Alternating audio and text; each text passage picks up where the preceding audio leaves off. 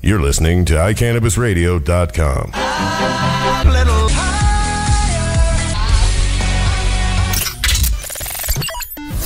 Good evening. Welcome back to American Weed, The Realm Radio. Josh Stanley here. I'm your host, and I apologize. I've been out last week, so we had to run a rerun. And I apologize to all the people that had questions in, and we're going to try to get to all of those tonight. I'm joined here tonight with my co-host, Jesse Stanley, my brother. Good evening. And I'm here with Chris Stubbs for Science Corner. Jennifer Murray's feeling a little down. So, Chris, we're happy that you can make it. Buenos noches. We got some great questions for Science Corner coming up. Just a minute here. I'm going to adjust my mic. And the first order of business on the show, we love to get fan mail. And we get fan mail via the ordinary mail. We get fan mail via Facebook. And I got one of my favorites this week. And I want to give a shout out to this precious gal. Precioso Belladonna, and this is our friend from Italy. This is Sarah Capriolo. And Sarah, sweetheart, I want to thank you so much for tuning in to American Weed on National Geographic overseas. And on behalf of myself, on behalf of my brother Jesse here, and Chris here, we want to thank you for your support. We wish that we could take your pain away, and I won't get into your specific condition. I think that's your business. But, when we get these emails and people that are in pain and dealing with these types of conditions, Sarah, we wish we could fly overseas, and we wish we could bring some of this oil over to you and take that pain away from you. But we want to give you lots of hugs, lots of love, and a big shout out to you, Sarah Capriola from Italy. So thank you so much, sweetheart. Keep watching and keep spreading the word and keep the faith, sweetheart. Who knows? Someday we may be there in Italy ready to help you. Okay, we're going to move on to Science Corner, and we don't have Jen tonight, but we've got Chris Stubbs, the master chemist, and probably the most masterful chemist in the state of Colorado, if not the United States, when it comes to cannabis science. Mm-hmm. And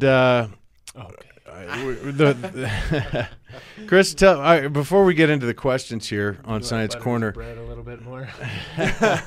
I just love Chris Stubbs. Hey.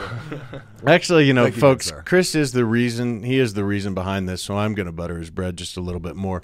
He is the reason that we are able to test our oil to provide the ratios that we're able to provide and be able to show the results that we're able to show for not just the parents with the children with epilepsy, but for all of our cancer patients, our MS patients, arthritis, severe pain, whatever it is. The reason for that, folks, is because of Chris Stubbs. And that has nothing to do with the Stanley Brothers.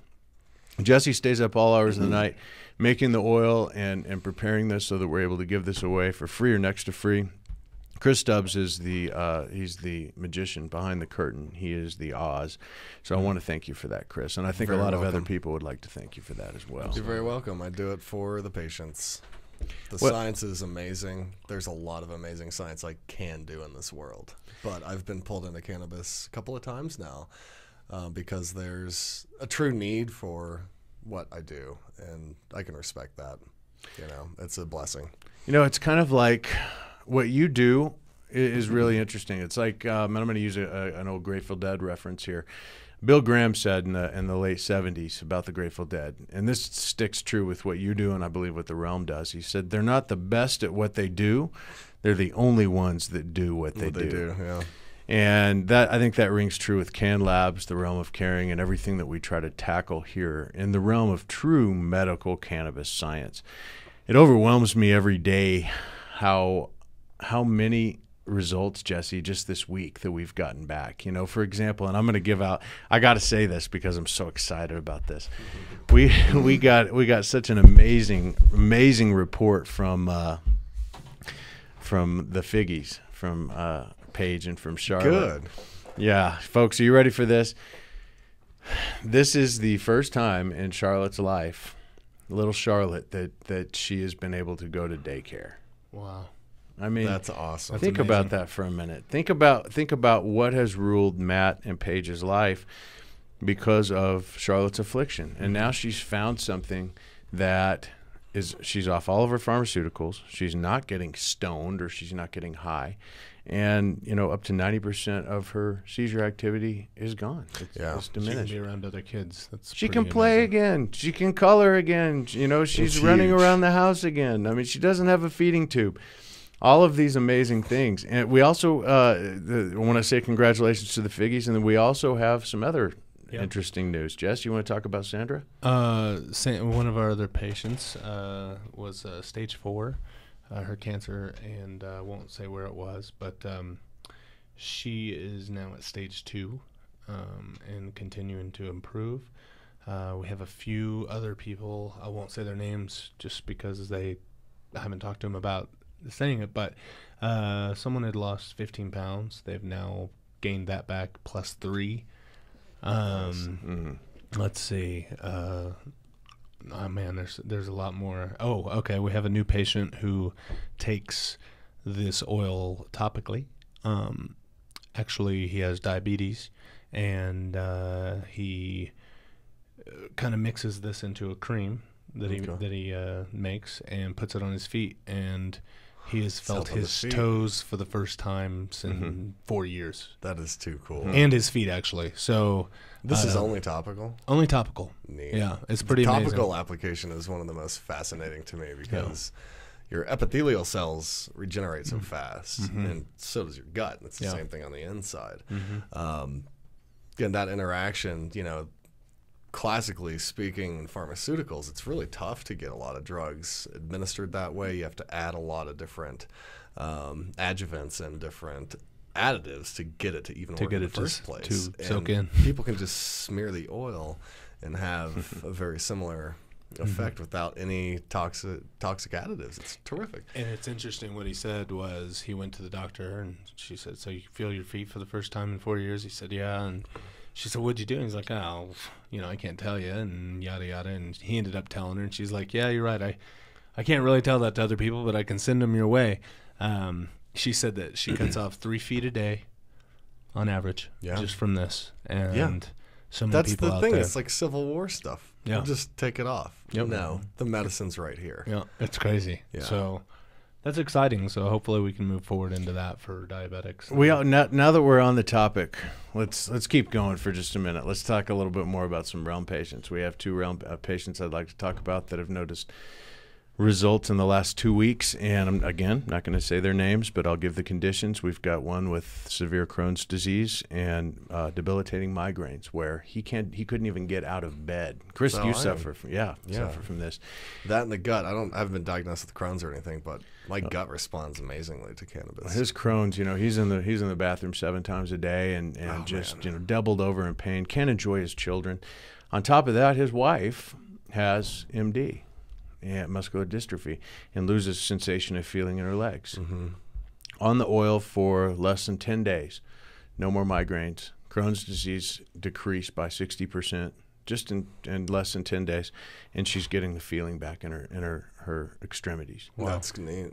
That not only brings a difference to their life, but brings a difference into their children's lives. Yeah. Now they can there. Those 2 examples alone. There's a host of published literature about this, about the anti-inflammatory nature of cannabinoids and about the neuroprotective nature of them. And overall, what you're seeing is a calming and quelling of overactivity and inflammation that allows the body to heal in its own ways as well. It's a very holistic, wonderful thing. But it's so neat to have read so much literature from whether it be mouse models to humans and see, this has so much potential. And now we're in the place where people have access. They do, and they have. It's showing up on the human side. And it's not just access to raw buds or raw flowers. No. They have access to Chris Stubbs. They have access to the Stanley Brothers, to the realm of caring. There's a lot of truth to that. To true treatments, which we're getting better and better at this. This by no means are we stopping here just because we're creating an oil with different ratios that are able to help these children and cancer patients and a bevy of other illnesses. Yeah. This is the like I always say, the iceberg hasn't come out of the water yet. we aim to raise that thing here pretty quick. and that's what we're doing. And just the results that we're seeing in our patients, they are, they bring me to tears every week. And I know they do you guys as well. Yeah, and that's definitely touching. That's what we're here for. That's what medical marijuana, that's what medicinal cannabis is truly all about. Which, we're going to be talking here a little bit later in the show to a person in the Netherlands, Everton, and another fan from American Weed. Going to kind of give the ideology behind the government there in Holland that is really essentially closing down the recreational marijuana market, but has never really explored the medicinal market. And so while the medicinal or the recreational market is out there, and there may come a time, there may come a day where the government of all nations, not just the United States, says, you know what, we don't care what you do in the privacy of your home. You're not hurting anybody else. You're what would be considered a nonviolent offender, if an offender at all. There may come that day when acceptance has come. But for now, we must demand that acceptance be here for medical cannabis, for the results and things that we're seeing on a very rudimentary level. And of course, this is all anecdotal. We're not doing double-blind placebo studies. We have to take these people's word for it, but we also have to take the oncologist's word for it when we say someone goes from stage 4 to stage 2 or completely eradicates their cancer cells, which we've seen many times. Yeah. So worldwide, absolutely. I mean, it's not like you're right. It's not a clinical trial, but at the same time, people have the ability to take the medicine and their treatment into their own hands, and they're living. So, none of us get out alive, but no. While we're here, damn it, it's like let's make it happen. It's like Bob Marley said, might as well help one another on the way and make it much easier. Exactly. And that's all we're doing. We're not here to profess that we're here curing diseases and the cannabis is the end all be all. No, but it's one of them. And we're seeing that, and I think more and more people are opening their eyes. Did you guys see this just blew me away. Did you see the jury decision that happened recently in, of all places, Kansas? I saw a snippet, but no, I don't even recall. It's been a rough couple of weeks, man. Yeah, I understand. Enlighten us, good sir. Well, you know that you're not going to put the genie back in the bottle. You're not going to put the water back in the dam. When you have a jury in Kansas, okay, one of the most, if not the most conservative state in the United States, and they go in and a guy's tried with an ounce or something of raw marijuana, and they're trying to throw the book at him and put him away for a minimum mandatory of 5 years, and the jury unanimously says, "What are we doing here? Exactly. You called me out of my job, and let him go." Yeah. This is a huge thing for all you listeners out there. If you get called to jury duty, it's a cannabis case. Oh yeah. Yeah, absolutely. And they've, this is something that Dr. Mellemead and I have told everybody for a long time. Take it to trial. Yeah. You have a better chance with the jury of your peers of them saying, this is a waste of my time. Our peers operate on common sense. Yeah, and that's the thing is you push that and hopefully that'll happen. And I think if there was an edict out there like, let's everybody just do this, they'd all throw their hands up. Well, in a trial, sure, you go to jury trial. Look at what happened with Elisa Kappelman just a couple months ago or a month and a half ago. You look at Bob Krause, both in Colorado Springs, went to jury trial. They were throwing the book at these guys. A 65-year-old leukemia patient and a medical marijuana operator. We you know what's so funny about this? People down there that. Oh, Colorado Springs is very, very conservative. And for them to have a jury of their peers guy. say, you know who it is. Oh, I know who it is. It's Dan May. I have spoken with Dan face to face 100 times, and he is still just as ignorant as he was the first time. Well, people remain ignorant because that's their choice. Yep. They don't want to look at the fact that it's medical or any of these things. They know everything.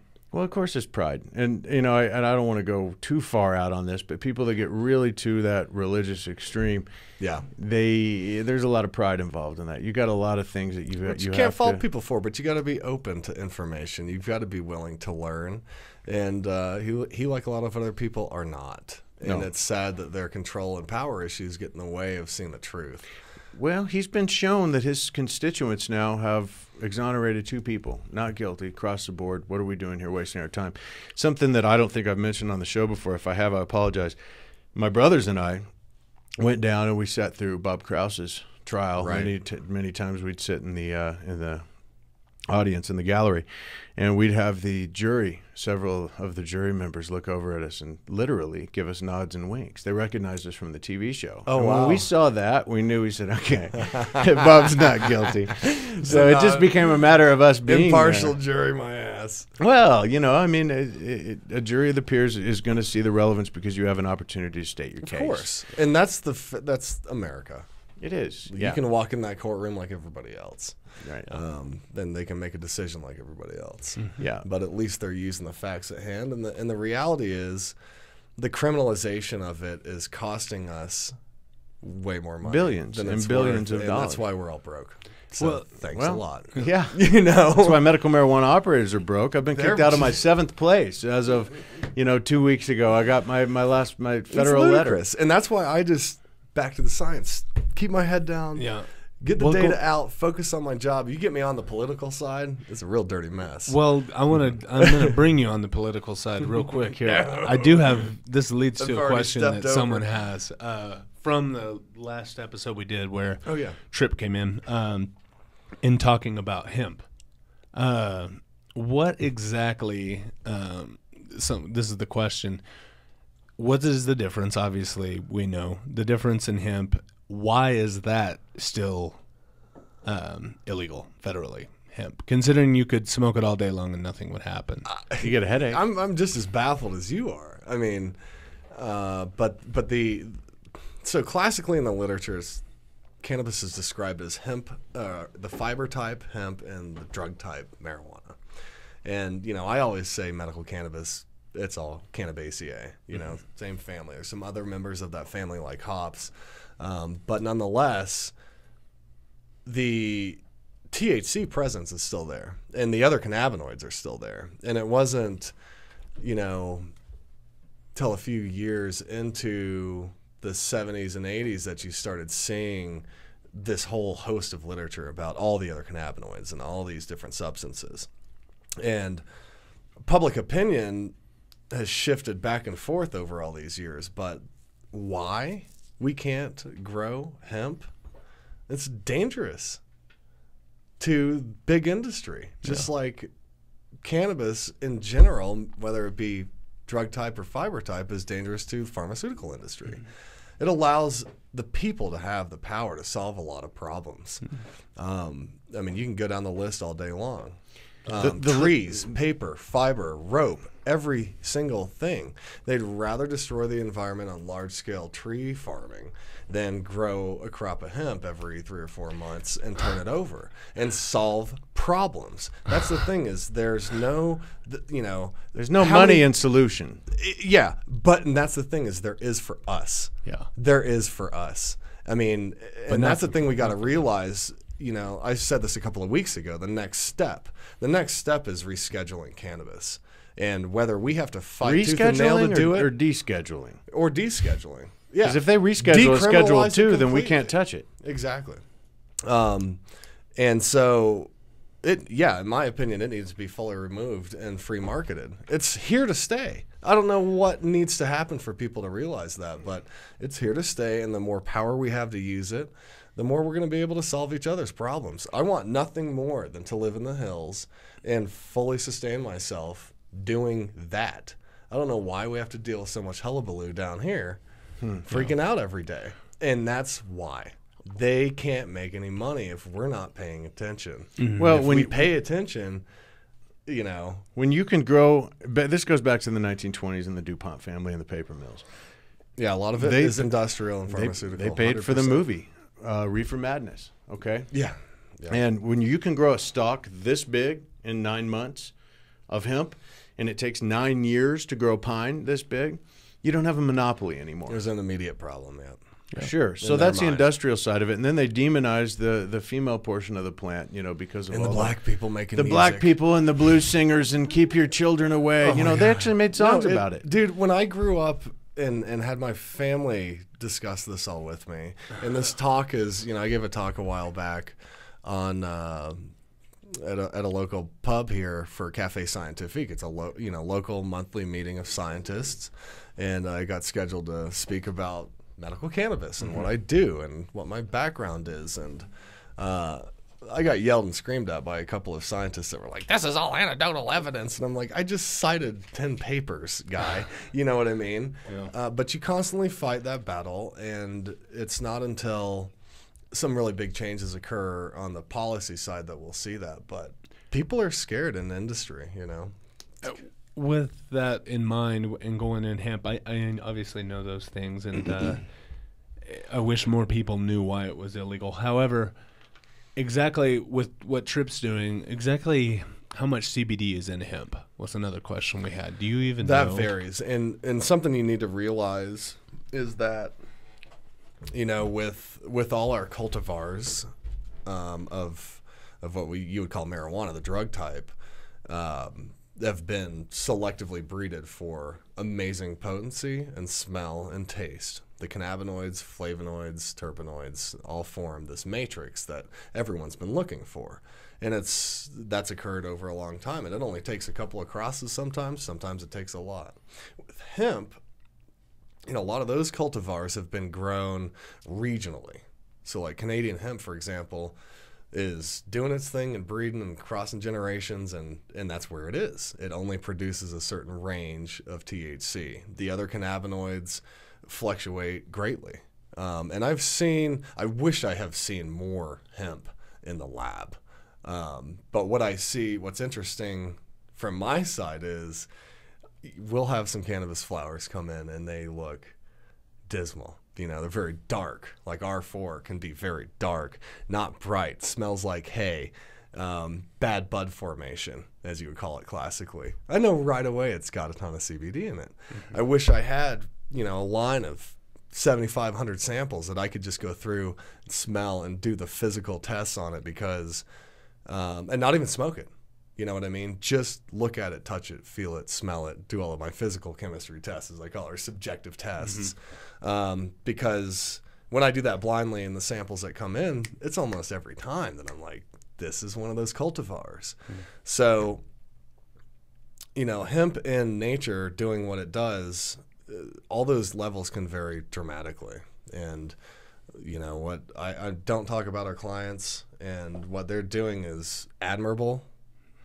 I definitely would not be the one to do it myself.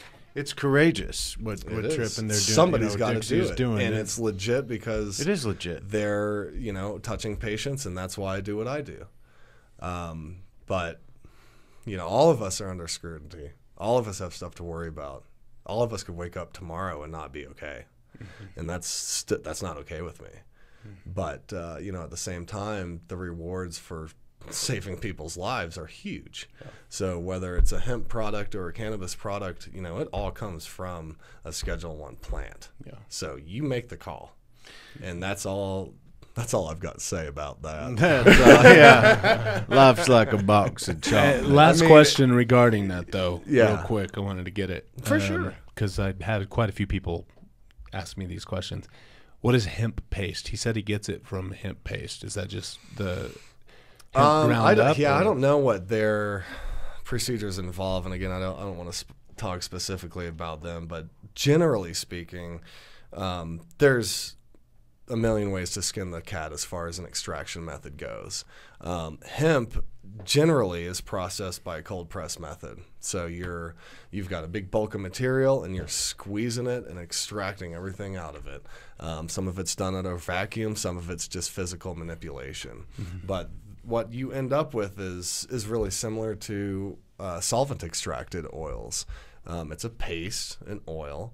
And a lot of that comes from the fact that there's so many paraffins and waxes coming from the plant. So it remains in that oil form. And it's not until you wash, recrystallize, etc., do your post-cleanup steps that you could actually recrystallize THC acid. And at that point, you're talking like 95% and above. Wow. And that's been done here in the state. You know, I've seen that in the lab. Delta-9 is a lot more difficult to get to recrystallize. It tends to stay in an oil form until you get a higher level of purity. But nonetheless, the raw paste that we see, I can just as well tell, like with the flowers. Once you see 5,000 samples, it's like, okay, this was done with ethanol. It's dark green in color. It's got that interesting cassette of smells and tastes and flavors. You know what I mean? A bright blonde wax was done from flowers or sugar leaf that's butane, and that's what it is. You know, all of it's got residual solvents in it.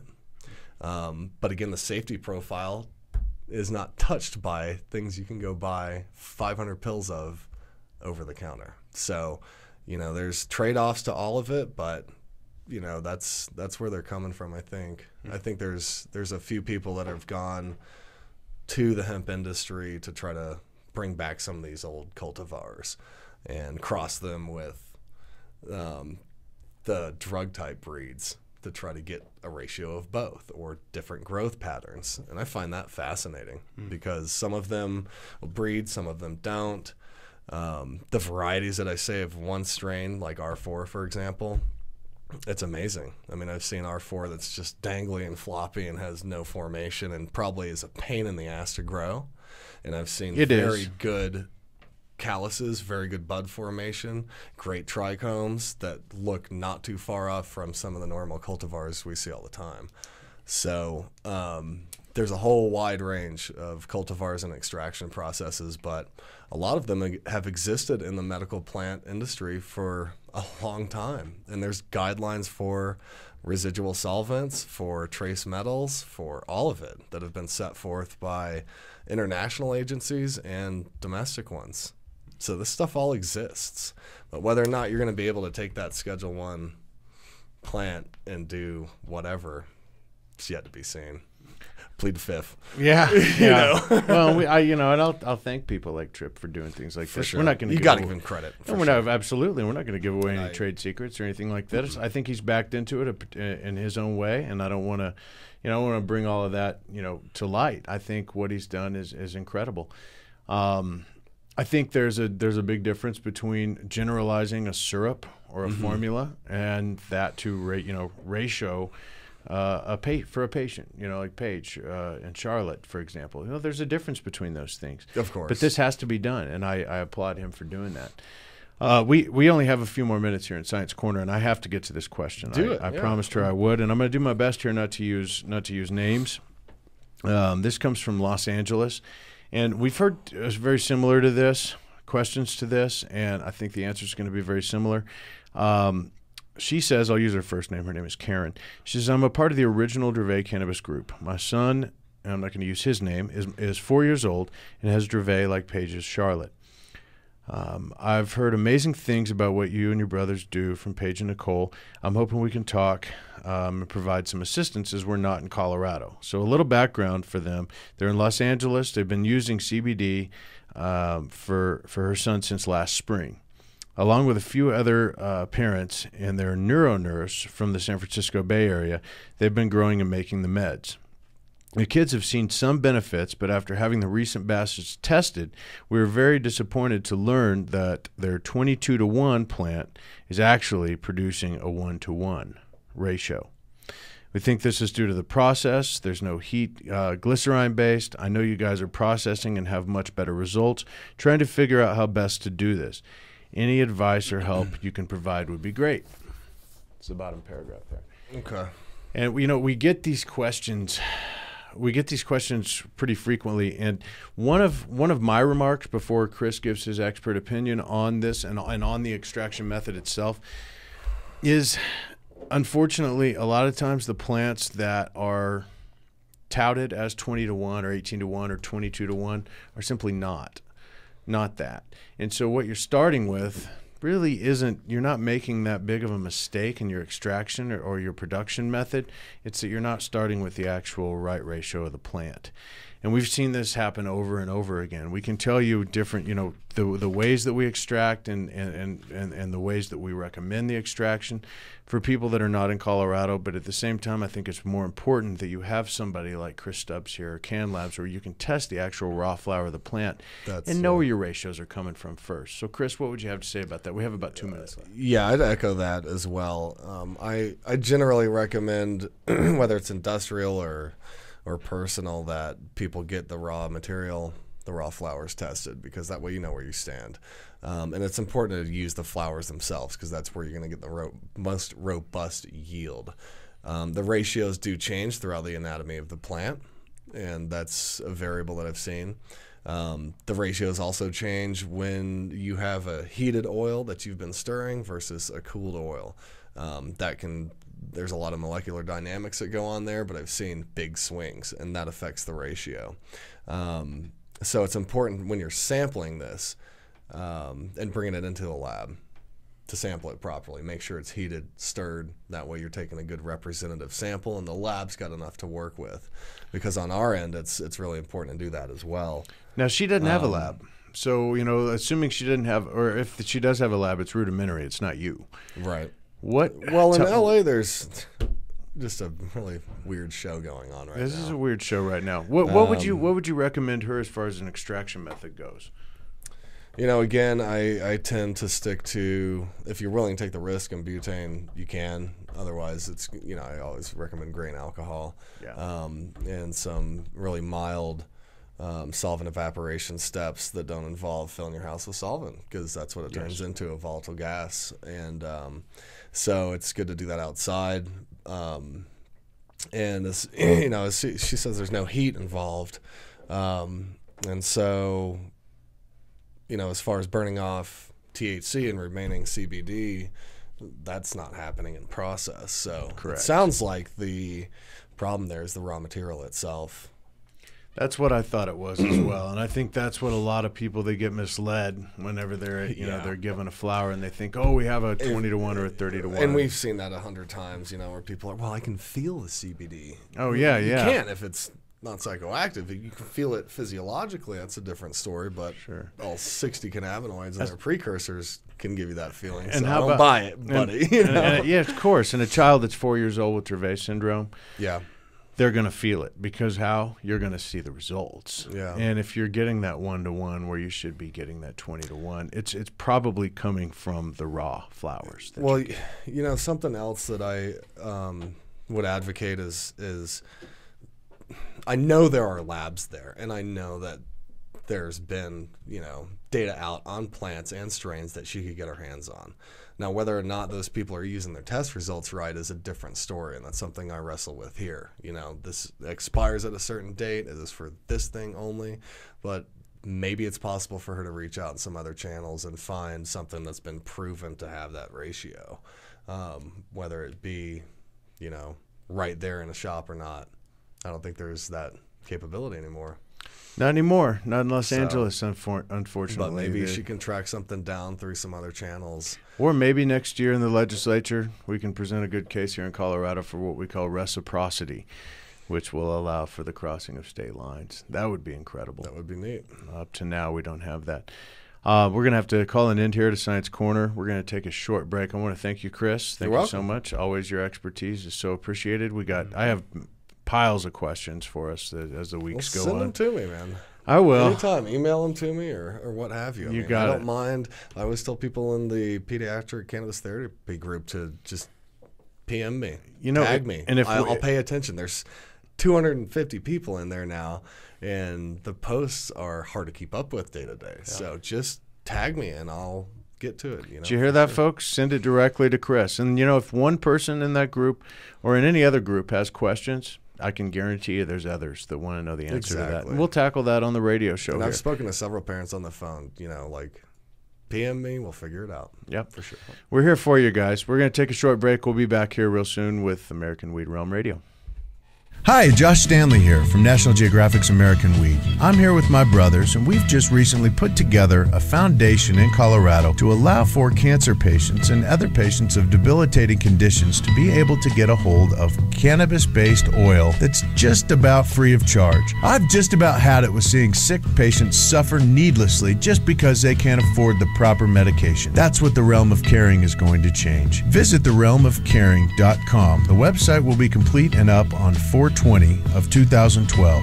But until then, please contact any of us Stanley Brothers directly through email. You can get us at gratefuljosh@hotmail.com. Now come on, Colorado. We need to take care of each other. Join the Realm. That's realmofcaring.com. Thank you so much. The law offices of Edson Maton and Matz provide criminal defense, medical marijuana defense, and advice about setting up and running medical marijuana centers, optional premises cultivation operations, and infused product manufacturing businesses throughout Colorado. With offices in Denver and Aspen, we can offer assistance throughout the entire state of Colorado. Give us a call at 303-831-8188. That's 303-831-8188. Or visit us online at warrenedson.com. Hi, I'm Josh Stanley. And I'm Jesse Stanley. Two of the brothers here from National Geographic's American Weed, and we'd like to invite you to come into our dispensaries in Dispensary in Colorado Springs.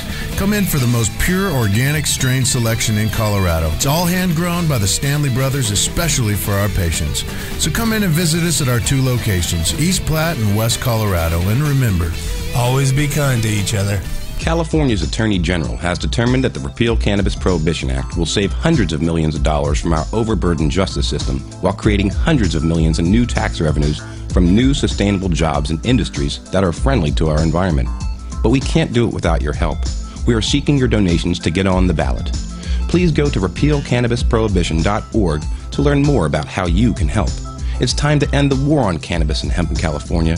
It's time to end the madness. Paid for by Sensible Californians Incorporated. The law offices of Edson Maton and Matz provide criminal defense, medical marijuana defense, and advice about setting up and running medical marijuana centers, optional premises cultivation operations, and infused product manufacturing businesses throughout Colorado. With offices in Denver and Aspen, we can offer assistance throughout the entire state of Colorado. Give us a call at 303-831-8188. That's 303-831-8188. Or visit us online at warrenedson.com. Are you a runner?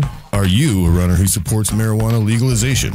Run on Grass is a group of athletes actively seeking to change our marijuana laws. We speak the truth about cannabis, bringing the message through our feet to new ears. Check out runongrass.com to find out more about us, our events, and how to join up or how to sponsor a runner. If you're in the Denver area, please join us for runs or start a group in your area. Running not your thing? Any sport can do it. On grass. Runongrass.com.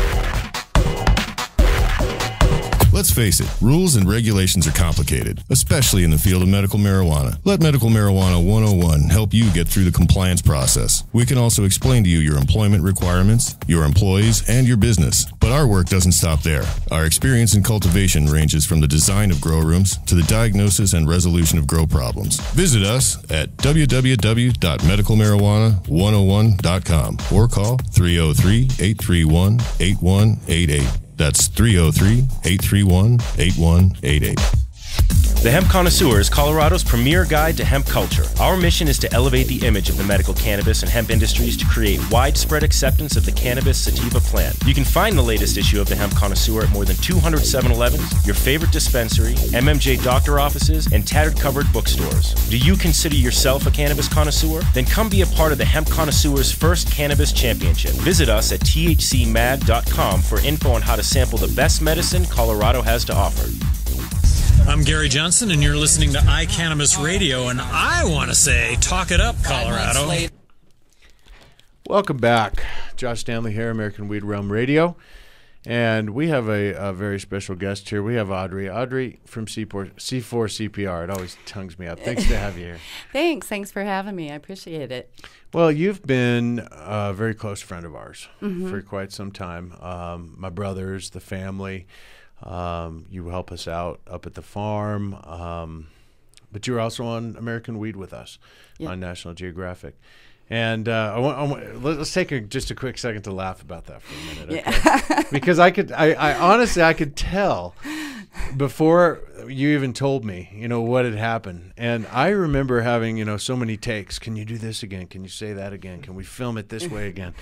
And all the while you're treating your illness and using your smoking apparatus or your bong, you had to keep hitting it over and over again. So you really don't smoke that much. No. So tell us about this experience. Yeah. I only usually smoke 3 or 4 hits is all I need before Phoenix Tears anyway. But you know, they had me keep redoing the take over and over and over again. And oh my gosh, I just don't sit down and smoke that much at one time. And finally, I'm like, okay, can we be done with this? Because I'm really high here, and I don't get this high. So, and you're mic'd up, and you got cameras in your face. Right? Yeah, and you know, I was a little nervous, but you know, it came out good. You always worry about how things are going to come out. It came out great. Yeah. You did great. Yeah, but I could was just pleased. tell. Yeah. Because they put us into several of our patients in that situation. They're like, I don't smoke this much. I don't need this much. And in fact, you know, since I've been taking this oil, I really don't smoke at all. Yeah, but we have to get the shot. They're going, I'm stoned. Right. So anyway, I thought that was funny, so I wanted to bring that up. But I'd like you to tell all of our listeners out there, because what you do is very, very important, and you're so dear to us. And we want to thank you for putting your organization together. Can you tell everyone a little bit about your organization, give the info and contact and so forth? Yes. We're based out of Colorado Springs, and what we do is we help low and fixed income patients through the dispensaries that work with us get reduced costs on their medication. You know, there are so many cancer patients and disabled patients, and of course they can't work. Their income is low. Some of them may be on SSI, you know, food stamps, welfare. These are the people that need the medicine the most, and most of them can't afford it. So that's where we come in, is the patient fills out an application proving their status of indigency or low income, and then we approve them, and then they pick out from the list that we have on our website a dispensary as their caregiver, and that dispensary will give them their medication for a reduced cost. And then they also do different percentages on all the other products in the store. Outside of that, we also have doctors' offices that work with us in Colorado Springs, and they will also reduce the cost $50 or less for the patients to get their card renewed, or if they're wanting to be a new patient. And Vibrant Health, they do a lot of that for us. They allow us to have a certain number of free ones a month, and I reserve those for, you know, the extreme cases. Yeah. In extreme cases, let's talk about that for a minute, because, folks, I don't care where you are living in the United States. I don't care what your economic or financial status is. When you get diagnosed with cancer, you drop down to a financial poverty type level. Okay, you can have the Cadillac of insurance, quote insurance, whatever, in the United States, and I'm telling you what, your copays, your deductibles, it bleeds you dry. It's called second mortgages, home equity lines of credits that people pull out. We've seen that have contracted cancer, unfortunately, in this country. So what you do is so necessary. It's so right, and you know, we've seen programs like yours try to spring up around other places in the state. And not only did they fail, but they were actually, some of them were quite blatantly taking advantage of the patients. You've seen this, haven't you? Yes, I have. And I've gotten, I've had a few people, become very negative with me over my feelings on at least one of those groups that was doing that. Yeah, so have we, honey. Yeah, believe me. And so, you know, I just explained my position on it, and if they don't like it, too bad. You know, I don't have to talk to you anymore. That's right. You know, we're not out here to throw people under the bus, and that's really not. You know, unless, and sometimes I throw people under the bus, you know, especially if they're putting out wrong dosages and things like that. We can't tolerate that. But in this sense, organizations that take money, especially organizations that claim to be nonprofit, and then turn around and don't help anybody, but are self-serving, that makes my blood boil. Right. And we're a very, you know, grassroots organization. I mean, we don't get paid for what we do. Right. We all volunteer.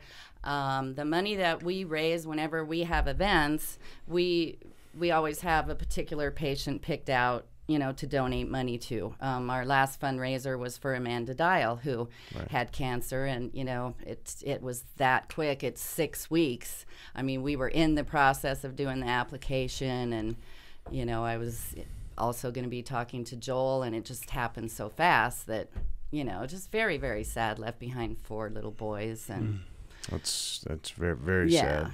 Mm-hmm. Yeah, and I mean, in C4 CPR, we're not all perfect. We do what we can. Sure. But, occasionally somebody might slip through the cracks. I also have, where patients have called me and I call them back. If their voicemail's full or they don't have it set up, I can't leave a message, So I've had a couple people too. I called you and you never called me back. And I'm like, and I always keep notes. So I keep notes and I put by there, voicemail not set up or whatever it is. So if they call to yell back at me, I can tell them why I didn't leave a message. But yes, I did get a hold of you. Yeah. So. Audrey, you're preaching to the choir here, okay? Do you know how many realm of caring patients we have? And we even get patients, Jesse's been dealing with this week, patients that get angry. And mind you, this is free. We give this for free, okay? And even one vial of this medication can be as much as $500 that we give away to many different people. And they get angry because maybe they feel like it wasn't the right mixture or something like this. So you know what? We got to love everybody. You take the good with the bad. Right. You're not going to please everybody. No. That's just the way it is. But at the same time, we don't have any time to hate. We have time to help people, and that's really it. You're going to run into those situations. Oh, yeah. But what you've done and what your program, C4 CPR, has been has been the best patient advocacy program for financial means in the state of Colorado. Certainly, I could say that with certainty from what I've seen, because I've seen other groups, and I've not seen anyone they've helped. And then I've seen your group, and I see how selflessly you go out and you help these people. And that's what's needed. Yes, it in is. Colorado. And I'm telling you guys, it's unfortunate, but Audrey, you see this all the time. Jess, we see this all the time, and that is people are very confused as to, number one, the laws around medical marijuana sometimes. And if you get diagnosed with a critical illness like cancer, let's just say, for example, you really don't know where to turn or where to go. You think getting a medical marijuana card is like climbing Mount Everest, right, sometimes. And not only that, you may think that it's the most expensive thing on the planet. But due to organizations like you, it's not only not expensive, it's very, very simple. It's not time consuming.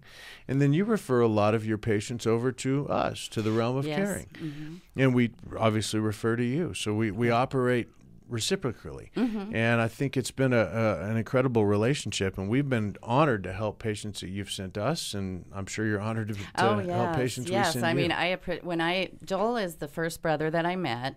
And that was 2 years ago, and it's just been awesome that they're having all you guys there to help us get oil to the people that really need it.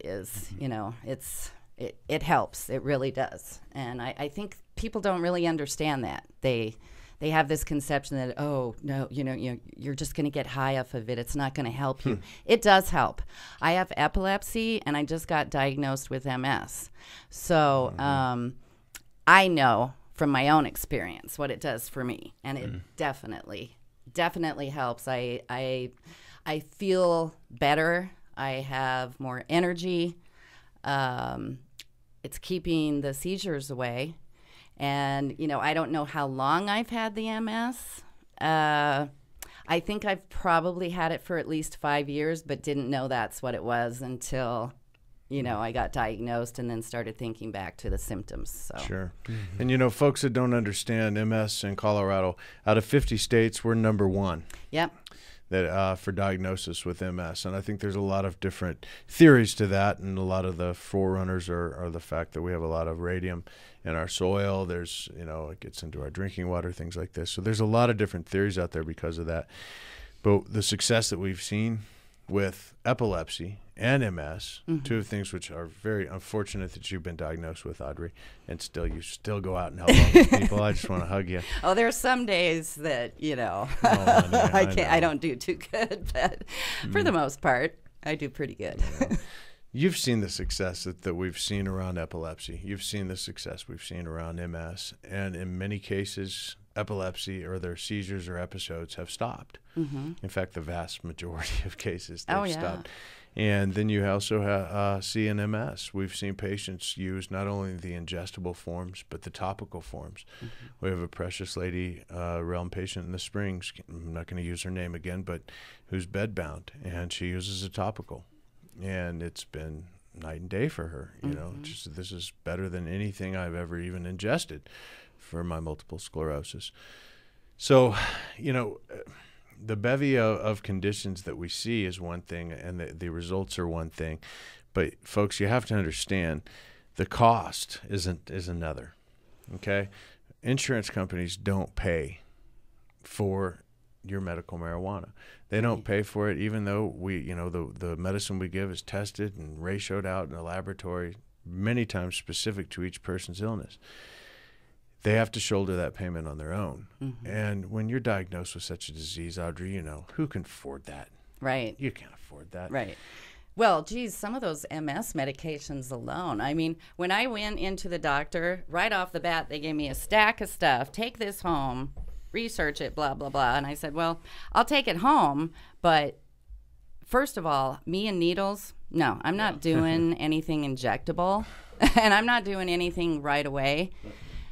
I'm going to use my medical marijuana and my Phoenix Tears, and we'll keep in touch, and I'll let you know if I need anything else. But those medications are between $25,000 and $48,000 a year.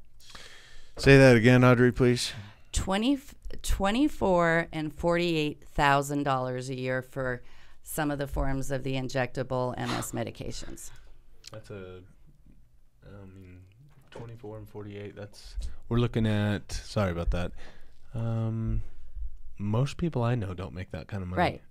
No, not only that, but let's assume that you have a copay, or what is your deductible, and then at the end of your 2 years, your insurance company is going to go back in and they're going to reevaluate. Guess what? Either your premium's going skyrocketed, or they've mysteriously moved out of your state, or they're not going to renew your policy. And I mean, hell, I had a simple back surgery, okay, 4.5 years ago, and we had to change our insurance policies. And it took us 2 months before we found somebody that would even accept us. Wow. And we're paying over $600 a month privately as self-employed people. And they still don't cover anything. Right. So, I mean, you know, if you're a businessman with no heart, you go into the insurance world. But guess what? You get sick and you got $24,000 to $48,000. You probably have the equivalent of about $10,000 a year in medical marijuana expenses. Who can afford that? Especially when you have no copays or anything on that. So what you're doing is so vital to the cause, and you're not only bringing people the easement of being able to see a doctor and get their license, but you're also making people more aware. Yes. I think. And talk a little bit about that. Yeah, we go to hearings, speak at state hearings or city hearings about issues regarding medical marijuana. We go out and protest for patients and businesses that are wrongfully being prosecuted by the district attorney's office. We have articles written in different publications. We're just trying to do whatever we can to make everybody aware of what's going on, especially with the judicial system down in Colorado Springs. Oh, yeah, which has been dealt a series of blows recently. Yeah. In fact, this year in 2012, we call that OFER, okay? They're batting 0. Yep. We have a not guilty and a not guilty. And especially in the realms of medical marijuana, I can't say what the numbers are for, people caught with transporting non-medical, but at least the 2 trial cases we've seen down there, you've been a very big part of. Yes. Yeah. And well, we get calls all the time from people that, have either been pulled over in their car or, and they haven't done anything wrong. It's just that part of the problem is the district attorney and the police department have no idea what's in the rules and regulations, so they just kind of make up their own rules and regulations. But then the jury sets them straight, and you know what that costs of tax dollars to take 9 people out of their work, 9 to 13 people out of their work, and to sit them down and waste their time on something when somebody gets pulled over who has their red card, for those of you not familiar with that, your red card is your Colorado medical marijuana license, and you have your limit or under your limit of medicine that you're available to have, and they still continue to try to prosecute you. Yes, they do. And And it's then not just those costs, though. I mean, you're talking about costs. I don't know how much the judges make, but enough that people want to beat them. And well, judges have had it too. They're who else? But still, I mean, those are costs that are Sure. absorbed from the taxpayer Oh, yeah. on a waste of time. I mean, they're like you said, they're over on 2. Those lasted what? Bob's was 6 days. 6 to I mean, 11 we're just talking days. about Yeah. in the court, Just not for just the- not just all the time of the paperwork And what and all that what are nonsense. we paying? Okay, what are we? And I mean this. What are us tax? What do we pay the prosecutors? Yeah. Okay, we pay their salary to go after insane causes like this. Yes. It's got to stop. It has to stop. Well, and if you have someone that's using a public defender, the city's paying for the whole thing, you know. And if they would just take a moment to read the laws, go through them, educate their police department on what not to do. They're doing huge violations as well. I mean, you know, going and raiding people's homes just because somebody called and said that they were, there's too much going on down there that needs to change. Yeah. People call, hey, I smell pot in my neighbor's yard. Well, guess what? I see morning glory, and if you were to smoke that, that's going to send you to the moon, and a trip. So, I'll call it on you. It's gotten out of hand. It's gotten ridiculous. In Colorado Springs, no offense to anybody from Colorado Springs, but you know what? Many times what the mentality is either marching or praying down there. And, it's a center for so many ministries, which causes a lot of turmoil in the district attorney there, Dan May. And bless his heart, we're praying people too. And Dan, we pray for you every day that one day you'll pull your head out of your ass and you'll stop prosecuting these poor people. Oh, yeah. I mean, I've written him letters. He never responds to me at all. I mean, unfortunately, he doesn't care. He's got a bad education on marijuana, and he's not going to be educated because he's older than most of us, and he just sees us as hippies and people that want to get high. If he knew that a lot of the people that are in this, I don't even smoke. I haven't smoked in God knows how long. But I am a card holder. You do take different forms, but I take other forms. Mm-hmm. However, I mean, I just don't. I'm not one that partakes in it. But you wouldn't have had such such a thick mustache if you didn't partake in, at least some Well, form. I mean, I partake in a few things here and there, one for sleeping and things like that, but I do not smoke. That's what he views everything as. Everyone's carrying a joint, they're smoking out of a bong all the time. That's what he views the whole industry as. He doesn't want to take the time to look at the patients, the people that actually really need it, like yourself. He just doesn't care. Right. Well, go ahead. The other thing is he's got his sights on Attorney General. And so medical marijuana, once he saw that, hey, here's some easy wins for me. If I can scare people into believing that they've done something wrong and they'll take a plea deal, I've won the case. Mm-hmm. No. What's happening, though, is when the people are going to trial, as we all know, the jury's not putting up with it. They're not saying that this person is guilty. Yeah, that's right. They're I think the juries are getting tired of it too. It's like both juries in those trials why are we even here? I think everybody's getting tired of it, from the judges on. Yeah. And Dan May has his aspirations on state attorney general, and he's good buddies with our current attorney general, Johnny Boy Suthers. Oh, yes. Who believes that smoking a joint is just like mainstreaming heroin. Mm-hmm. And they won't sit down and listen to us. I've said at the table many times with John Suthers, I've said, we've tried to set up, and we have with law enforcement in Denver, but tried to set up training sessions to show people what the new Colorado statute is. It's a part of the Constitution, and they won't even sit down with us. But what most people don't realize is this. It's very simple. Dan May and John Suthers, we don't work for them. Right. They work for us. They're an elected official, and they took an oath to protect the Constitution of the state of Colorado before they came into office. Mm-hmm. And that's not just an oath of what they decide is morally objectionable. Right. Okay, you don't have that luxury. You have to protect the Constitution as it comes. Okay, it's kind of like the and I don't want to pick on people in particular, but I could just give examples. It's kind of like the Tea Party, or I call them the tea baggers. You know what you can do is you can say, okay, states' rights. We got to have states' rights. Unless it comes to something that we feel is morally objectionable, of course. And then we'll refer back to the federal government, let the federal government take over. Right. You can't have both. Mm-mm.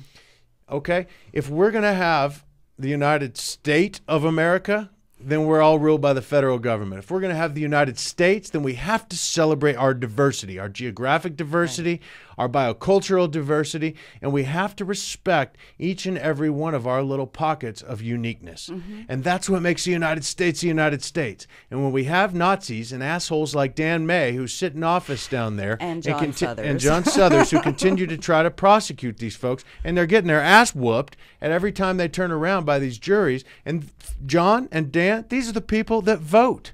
Okay? And so what we can do as a people is we can stand up and say, no more. This is baloney. We're not doing this anymore. We're not listening to this anymore. And in fact, how do we do that? We exercise our democratic rights. We don't vote for you again. That's right. Yeah. So anyway, that's my soapbox for tonight. So we're gonna have to we're gonna cut in here real quick, and we have to say goodbye to this half hour with Audrey. And I really want to appreciate you coming up here. Can you give one last plug on your website and how people can get a hold of you? It's www.c4cpr.org. We also have a group on Facebook, and that's under Coloradans for Cannabis Patient Rights. And then the phone number is 719-271-8430. And if there's any dispensary owners out there that would like to sit down and talk with us about our program, we're coming back up in the fall to, we've got 5 dispensaries right now, and we're trying to add more, and we'd also like to add a couple of doctors to help the patients up in Denver as well. Shout out those dispensaries real quick that you work with, if you can. As many of them as you can, just to plug them in. MMD, Ganja Gourmet. And those are the only 2 I remember. That's fine. Just that's okay. They have 5 right now. They're going for 50. And, we can get 50 real quick. I know there's a lot of dispensaries that listen to this program. There's a lot of employees. There's a lot of managers. There's a lot of owners.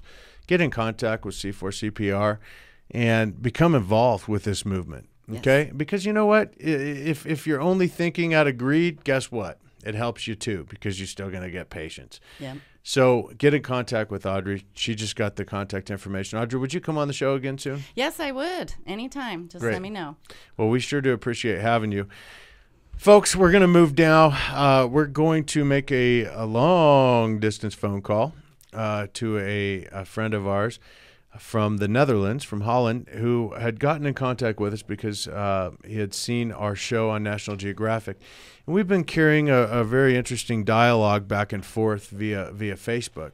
And his name is Everett. And Everett actually has an invention, and he sent this over. And it's I'm going to let him talk to a little bit more about it. But the reason I wanted to invite Everett on the show here tonight for a few minutes is I wanted to get the idea of what's really going on in Holland. And a lot of people have a lot of misconceptions, and I'd like to dispel with those. Hello? Yeah? Hi, Everett. Yeah, hello. How are you? Yeah, good. It's very good to speak with you. I was waiting at your call. Well, I appreciate you waiting, because what time is it over there? At the moment, it's 10 past 3. Oh, at night.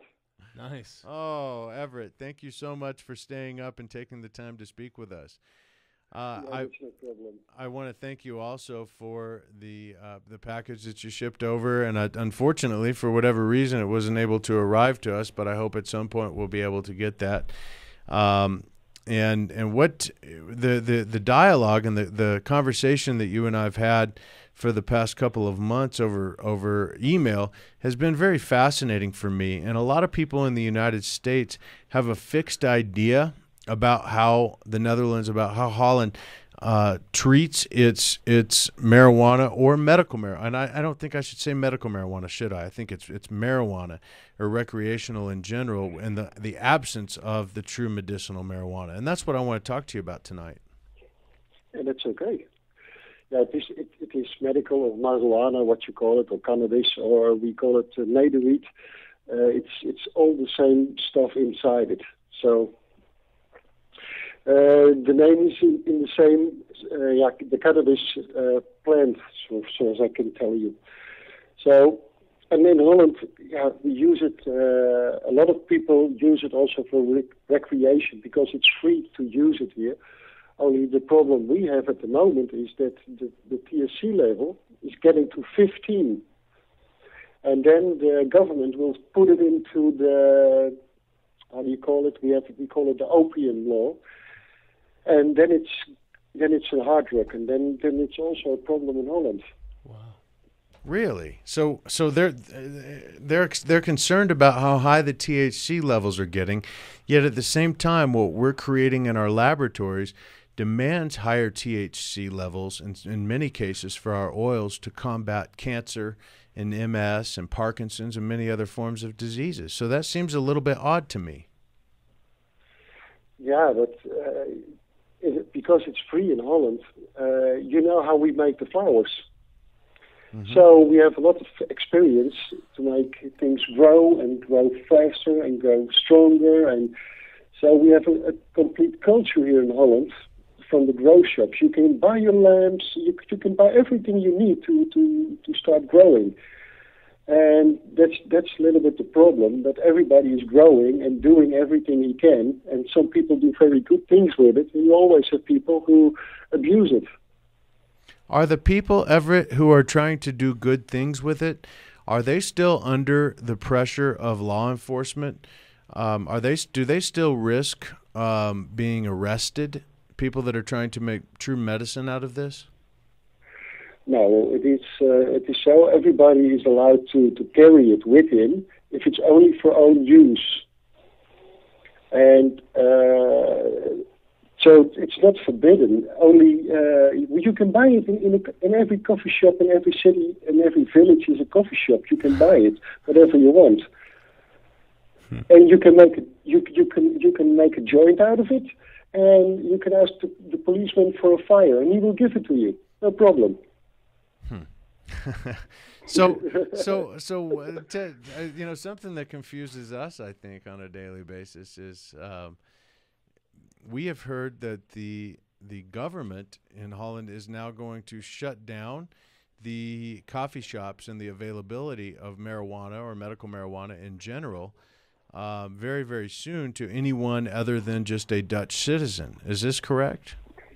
Now, what the problem is, because we are free with the cannabis, they come from Belgium, they come from Germany, they come from all over Europe. They come to Holland, and then they buy everything what they want. That's no problem. Only they cannot buy kilos because that's not possible. Yeah, everything is possible, but then you always go to the illegal part of it. And because the people are coming to Holland and they can buy it here and can smoke it or can use a vaporizer, that they are tourists. They are not ill. And that's the problem. They always, because it's free, and we use it also for painkilling, MS, you know the disease, where it helps. And the problem is that the government has now special cards, like a credit card, and only the Dutch people can buy it now. So, but the growers make, the illegal growers make the cannabis for the outlanders, for the German, for the Belgian, for everybody. So just now they have the problem, the drug dealers are back on the street again. And they don't buy it anymore regular in the coffee shops. Because we have another problem again. They just changed it. Yeah, I want you to talk a little bit more about that. Can you tell us what you think will change that scenario in Holland? How can you? It seems to be that in the United States and or Holland and or anywhere else that allows a certain level of leniency in its medical marijuana or marijuana policy tends to cater to the drug dealer or tends to to empower the drug dealer and make that the street member, the dealer, more powerful, and tends to make the true medicinal person less powerful. How can how you explain that in Holland? They control the coffee shops because the coffee shops pay taxes, so they pay the money to the government, and the drug dealers just sell it. And we make a lot of jokes about the Belgium. Last time they catch 2 Belgium, they buy a kilo of grass, real grass from the garden. And they thought they'd buy marijuana. So that's also things are going to happen. You don't know anymore what you're buying. You buy it from dealers. It can be from everywhere. So the growers have problems that the dealers want more, and they are looking for the growers. So they rob the growers and selling the cannabis again. So they just changed and make another problem that's much bigger is than the tourists. Don't you know, the people who come and here, the English come to drink, and they always are loud and noisy, and they're bad tourists. But the other people who smoke something, they come to smoke here. Yeah, Tunisians have a problem with me. They're always relaxed. So I don't see the problem so much. I keep them free and stop looking where it's being produced. You know, it's being produced, and it's being produced in Holland, and put a tariff and a tax on the wholesale and the manufacturing production end of it, and regulate that if you must. But don't wonder where it's coming from, as it comes into the coffee houses. That creates and induces a black market, which is largely what the United States does, and what Colorado has bravely taken a step to stop. Yeah, Colorado, you know, the problem is stop the guns or stop the alcohol. But there's so much a big industry after it, you can't stop it because America will go bankrupt. And they tried in 1930 with the dry season. You know that? Then there was the moonshine. They always have people who make profits of things you can use what other like. And alcohol, they don't do anything about it. And alcohol makes people aggressive. Well, alcohol kills people. It doesn't just make them aggressive. Yeah, but that's a real drug, because what does alcohol do? There's only one thing. Your liver is going to be bad, your brain is going to be bad. The next morning you will be sick.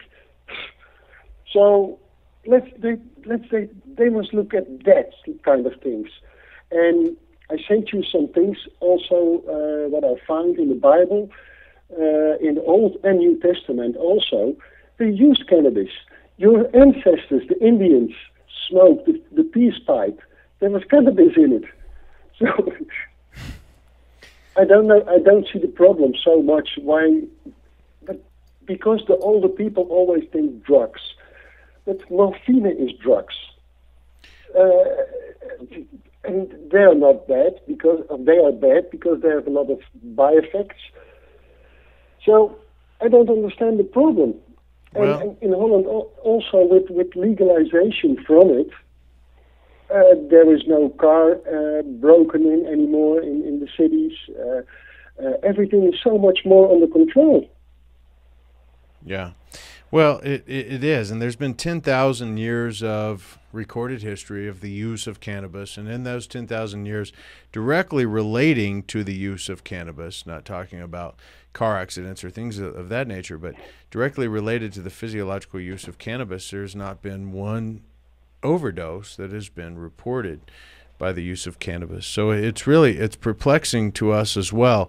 But you talk about our prohibition, and I find that interesting because never at any point in our history in the United States, in the history of alcohol, has there ever been recorded more profits than there was when alcohol was prohibited.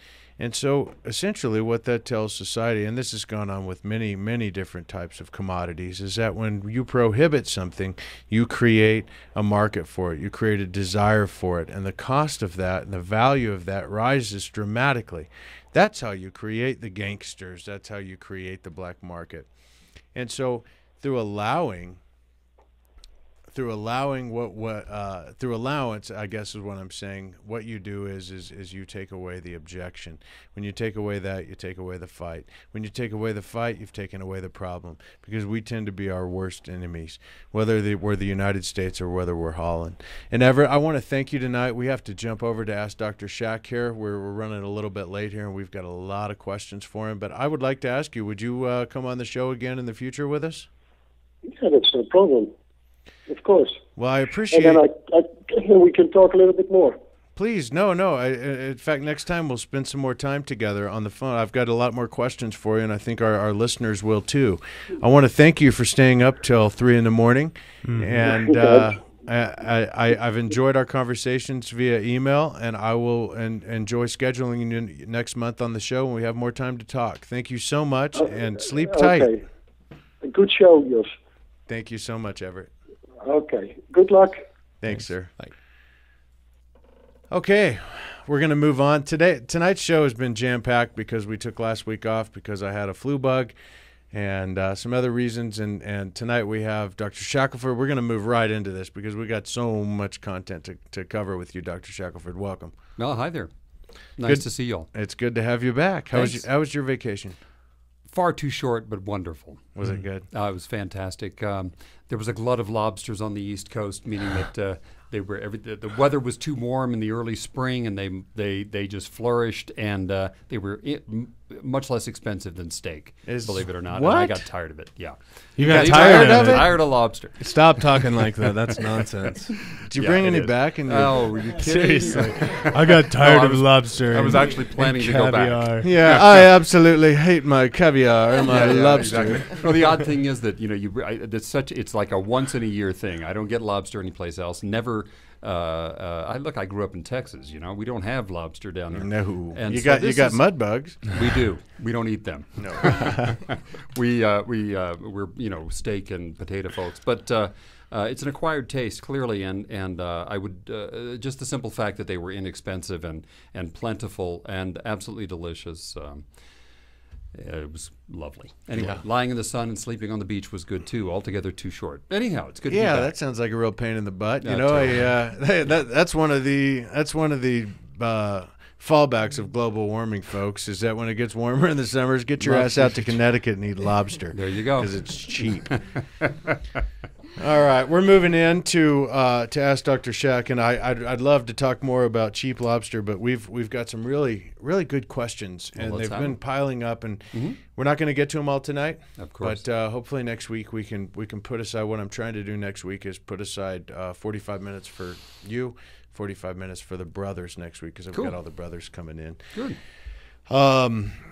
Okay, we're going to talk just a little bit. Let's see here. I have some direct questions, and this comes from Rebecca Fish, or Mama Fish, as she's affectionately called on the web. And we're going to go through these one at a time. And I know that you've dealt with cerebral palsy before in the treatment of cannabis.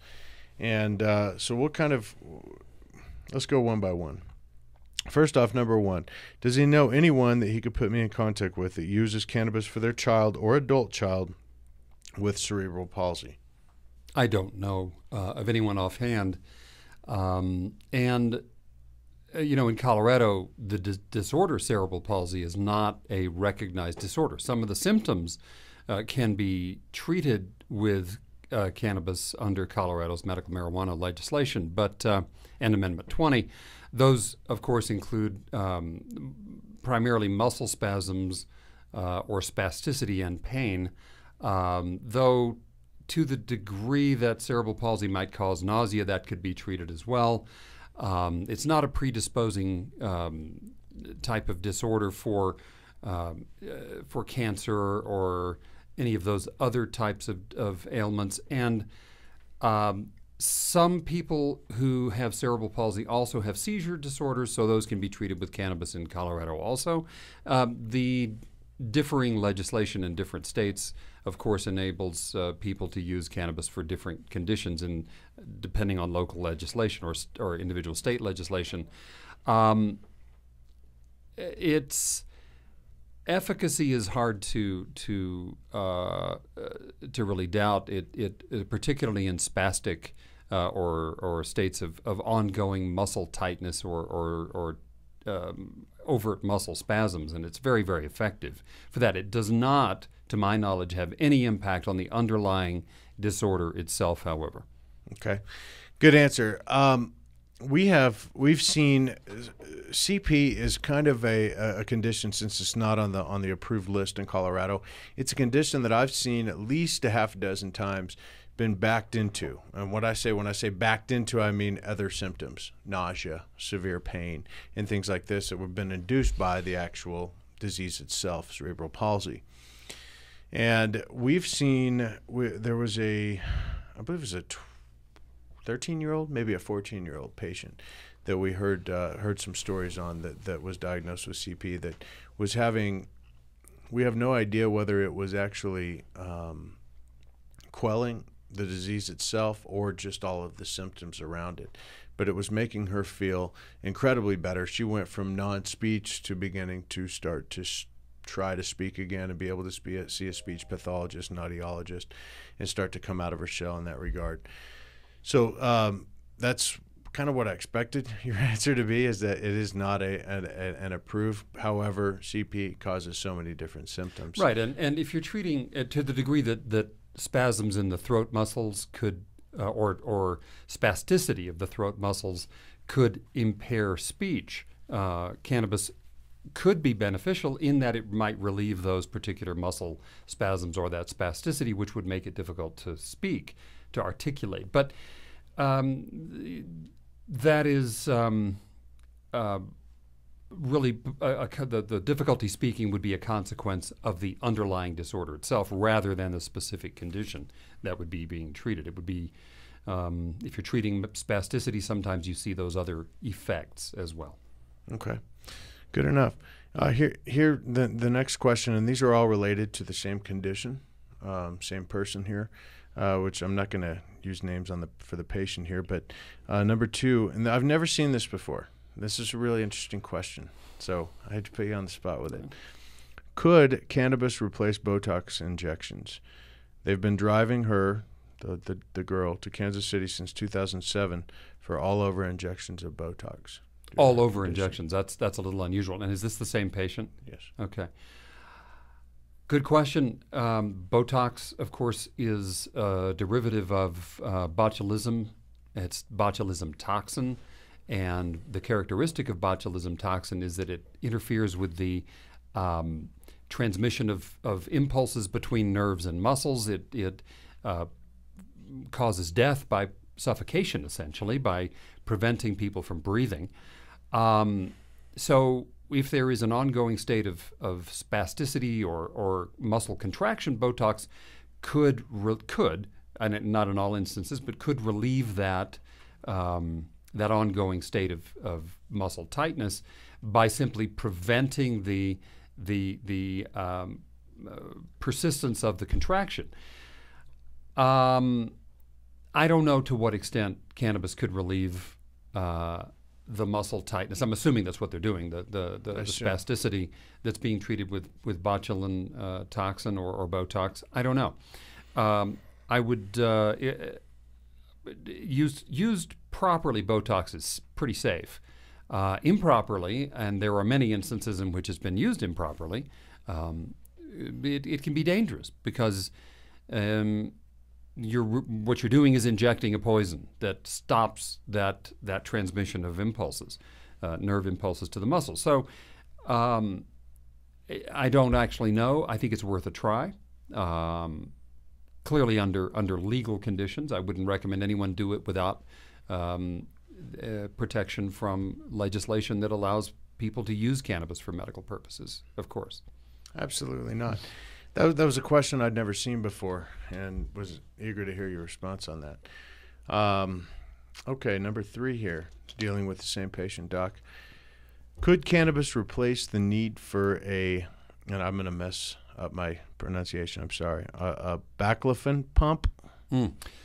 Baclofen is an anti-spasmodic. It's used to treat muscle spasms. It's been around a very long time. It's a pretty safe drug, all things considered. The baclofen itself has limited utility, particularly long-term. As I recall, it loses its effectiveness over time.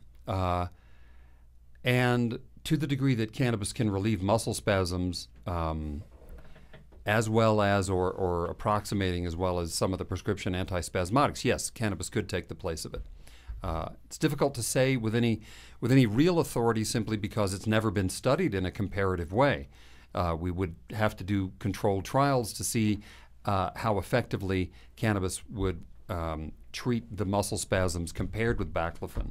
There haven't been too many comparative trials with pharmaceuticals, but that's one that I think could be very, very interesting, and I'd like to see that study done. Theoretically, it could. Would you like to see that study done through an organization like the Realm of Caring and through this potential observational research study program? We could certainly do that. It would not be one of those things, as we've discussed so many times before, that we could do in any interventional sort of a way, but we could certainly observe the efficacy of one treatment versus the other in patients who elect or for whom cannabis would be a treatment option. Yeah, for sure. Nothing we do, folks, is done interventionally. I mean, that's not what we do. We don't make claims here to the efficacy of cannabis. We track results from what a patient says or what their results come back from their primary physician or what their blood counts say. We don't make claims here. And so in that sense, this is something that we've not seen yet, Doc, and it's something that interests me a lot because now we've had 3 requests in this arena. I don't know what a baclofen pump is. I'm not a doctor. It's a continuous infusion of baclofen, and I'm not familiar with the exact mechanism. It's just that's what's done. I would assume intravenously. Well, I would think subcutaneous. That given your response and the response that we've seen with this oil and certainly various non-psychoactive forms has shown to reduce spasticity. Indeed, it has. Though we don't, again, know a great deal about it. We don't know anything about it. Yeah, we need to know more. Why we're starting. That's why, again, for the 3rd time tonight, the iceberg hasn't come out of the water yet because we just don't know. Right. We cannot make those claims. Let's move on to question number 4. And these are just great questions. So, I'd really like to thank you, Mrs. Fish, for sending these in. What are the direct benefits for someone with triplegic cerebral palsy, meaning her left arm and both legs? What could the benefits be? I don't know. I'm not familiar with that particular descriptive term. What is that now? Triplegic, which is meaning her left arm and both legs. It sounds to me like it has to do with something with the heart. I don't know. I'm not familiar with that. Can you spell that or shoot? Try. Yeah, you know what? Maybe. Quadriplegic, but triplegic? Yeah, triplegic. It's a left arm. Oh, well, that sounds to me like it's a paralysis state. Is that what it is? Perhaps. Yeah, I don't. It depends on the etiology of the paralysis or the inability to use the extremities. If it's that is not a question I can answer without knowing a great deal more about the condition itself. Okay, well that's a good answer. Let's see, number 5. Have you seen any positive effects with behavior in patients with Down syndrome? Our daughter has a dual diagnosis of DS and CP, Down syndrome and cerebral palsy. We're seeing much behavior related to puberty. She's 13, but cognitively only around 4. She doesn't understand why her body is hurting during cycles, and it comes out in adverse behavior. The pain factor plays a role in this too, with her right hip. This is difficult. Very. As we know Down syndrome is a genetically simple disorder with very complex manifestations. Some people with Down syndrome are profoundly developmentally impacted. Some people with Down syndrome are as functional as people without that diagnosis, or nearly so. So the variety of different manifestations of Down syndrome can be extraordinarily wide-ranging. So the question of use of cannabis in Down syndrome is not easily answered. It's probably as difficult a question to answer as the question of using cannabis to treat some of the manifestations of autism. And I don't think anyone really knows. So to the degree that a particular medical problem could be addressed using cannabis, its potential to address those problems in someone with Down syndrome would be pretty much equal. I don't think it would have a tremendous downside, with the exception of whether or not it would have a behavioral impact. That is to say, whether it would be too sedating or potentially increase anxiety or agitation, because cannabis can, as we know, has a biphasic impact or a biphasic effect. So at certain doses it can reduce nausea, at other doses make nausea worse or create it, decrease anxiety in some people or create anxiety.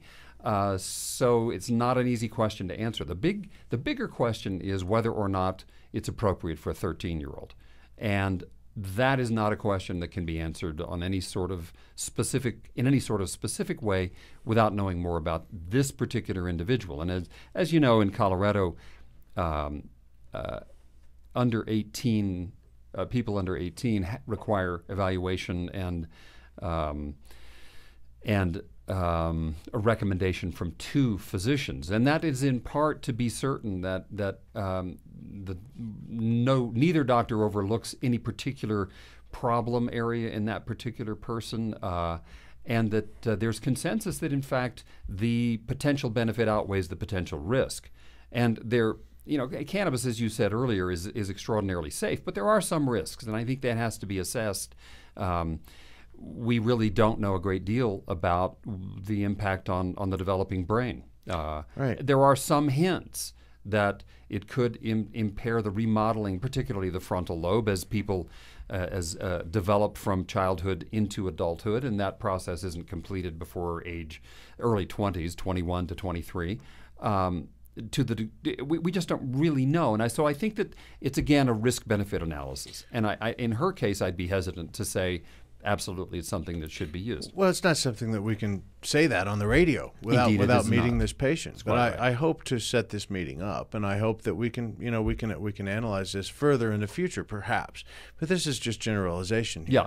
And of course, when we talk about cannabis, and we have to wrap things up. I'm sorry, there's another show waiting on us. But when we talk about this, Doc, the 3 words, we don't know.